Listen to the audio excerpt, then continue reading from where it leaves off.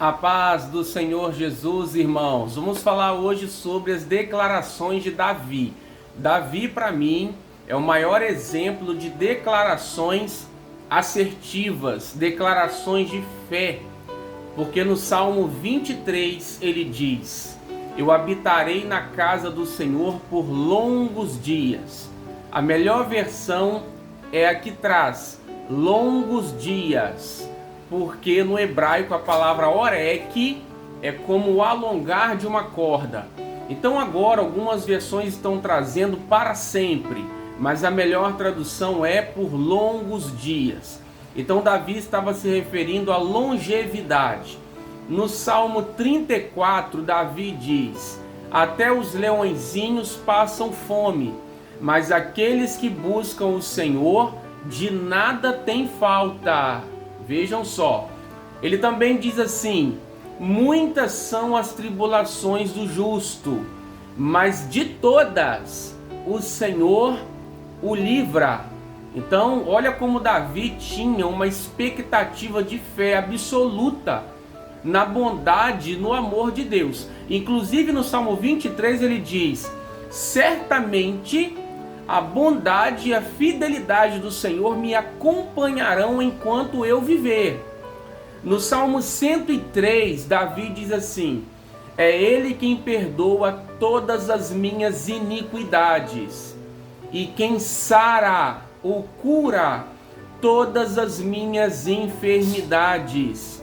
Ele enche a minha velhice de bens e renova a minha mocidade como a da águia.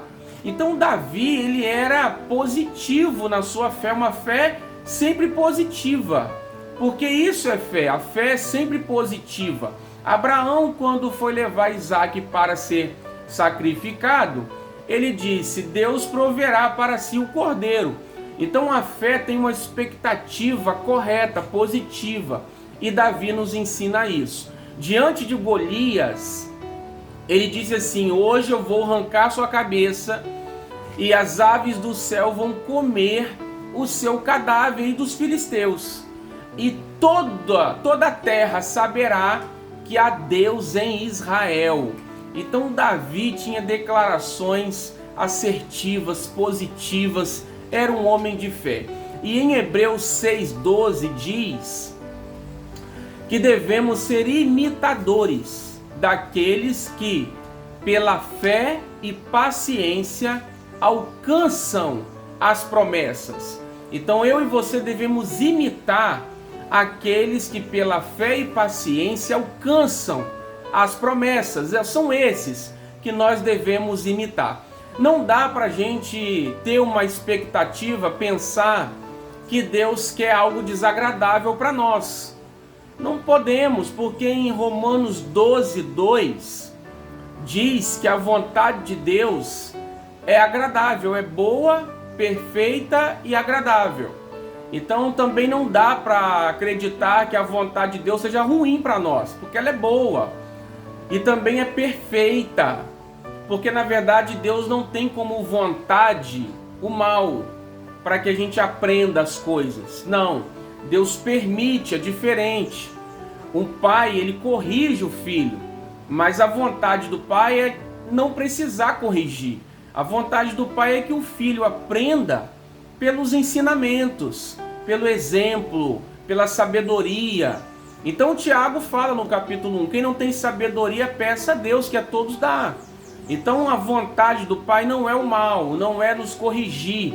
A vontade do pai é que sejamos abençoados, tenhamos sucesso. Tiago diz também: aquele que coloca a palavra de Deus em prática será bem sucedido em tudo o que fizer. Agora veja bem, Provérbios 10:22, leia na sua Bíblia, diz assim: a bênção do Senhor enriquece, e com ela ele não traz desgosto.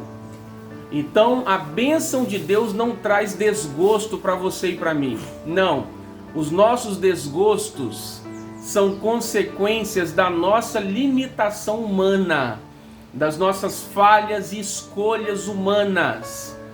Só que Deus nos ensina a confiar, A nossa tribulação serve para provar a nossa fé, se vamos confiar em Deus, se vamos ter paciência para esperar nele.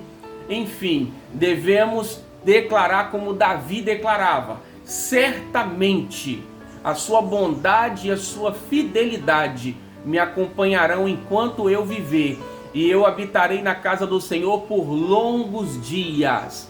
Fique com as declarações de fé da palavra de Deus. Jesus disse: se vocês permanecerem em mim, as minhas palavras permanecerem em vocês, vocês podem pedir o que quiserem e será feito para vocês. Então a vontade de Deus é boa, perfeita e agradável.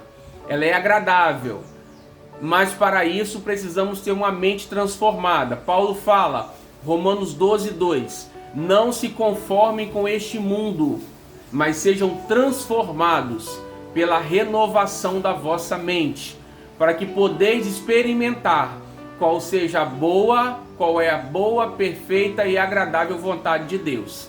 Então, para experimentarmos a vontade de Deus, nós precisamos ter uma mente transformada e não nos conformarmos com este mundo de trevas. Deus te abençoe e até o nosso próximo vídeo.